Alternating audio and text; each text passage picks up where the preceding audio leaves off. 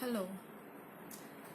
Our afflictions, what is apparently wrong with us, yeah, need not be what they may seem to be. Maybe our afflictions or our defects are what we have with which to look at life differently that other people are not able to see because they don't have the defects that we have. Now, what do I mean by that? Let me give you an example. See my hair? I used to have very sparse hair. It still is. I just washed my hair and maybe it's looking a little more voluminous. But my scalp used to be seen, like very clearly. Okay? And over the years, I have been having hair and then losing hair and having hair and losing hair. It's like a sort of a rhythm. Yeah? And now I don't quite go much to see if I'm having a hair time or no hair time. Yeah, less hair time. But I was diagnosed to have female pattern baldness. Yeah, they said that is what this is showing up as. Now I went for treatment in many places. Many people recommended change in diet, apply different kinds of things on your hair. They kind of worked for a time, but then I just got to a point where I kind of had enough. And that's when something else opened up for me. And you know what happened? I said enough with all of the treatments. And instead, what I changed is my attitude towards what I have. What I did not realize what was happening in all of this trying to fix my problem was that I was having an opportunity to observe how people were behaving around the defect I had. I was able to see how people perceived hair, how they related my gender to how much hair I had and how well it is maintained. They associated the wellness of hair with how family is and how the family is treated. So it went to all kinds of things. Okay, are you having stresses in your life? Are you eating well? Are you malnourished? All kinds of questions. Okay, and about what's the history of it? All kinds of questions. So much so that a major part of my experience of living centered around my hair. And I was like, there is more to my life than just my hair, And then I took it the other extreme. I went and shaved my hair, like completely took all my hair off. I mean, anyhow, hair is a big issue. So I might as well see what happens with, like completely no hair. I had little hair. So I thought, what happens? I mean, what difference is it going to make? And that's when a complete different layer of the whole thing showed up. About how people perceive people with hair and without hair. About many things came into the fore. Of course, I had a certain sense that gender was associated with hair in some way. And then once I took my hair off, I began to see how people perceived that. I had a direct experience of how people were seeing, checking for what my gender is based on what my hair, whether or not I had my hair. And, there were so many things around it. People would walk around me than be anywhere close to me. I had the experience of being an outsider.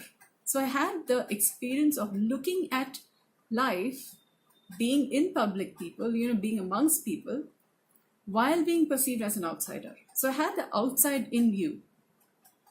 And it was quite an opening, quite an eye-opening experience on how people perceive things, what is our interrelationships based on our looks, how our lives are affected by looks more than a lot more than several other layers of what makes a person, and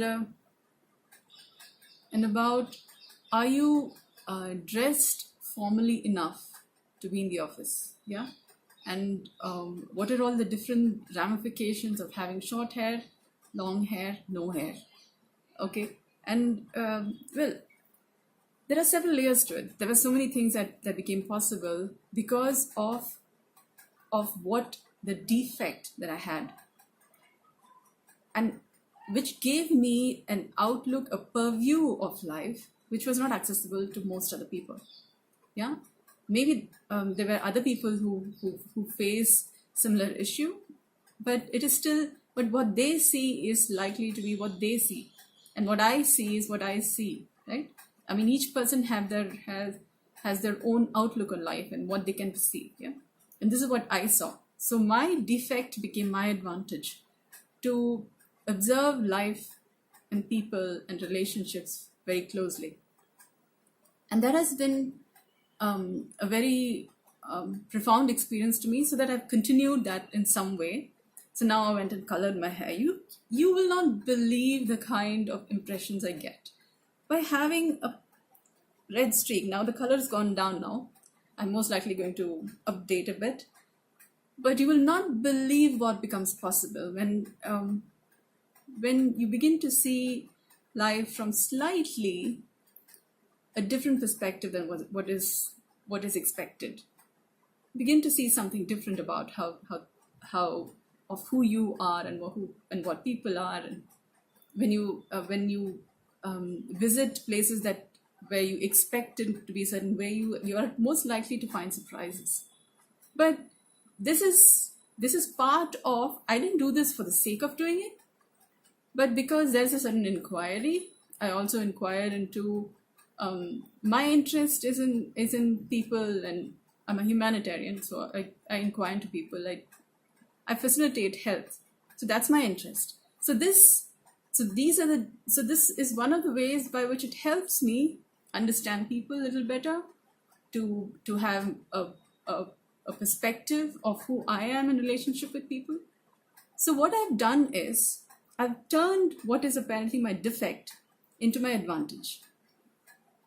And with this as my, so instead of being affected by it, I apply what I have, including my defect, as what is unique to me, with which to live life, with which to make possible in life of what I'm interested in.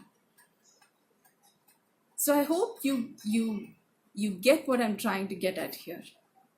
What you have, even whether or not somebody else perceives it to be an advantage or disadvantage, no matter what you have presently in life, can be the means for you to get better in life, to get to where you would like to be, where your dreams and hopes are, for having and experiencing a life better than what things have been. And there is no limits. All your resources are from what you have right now.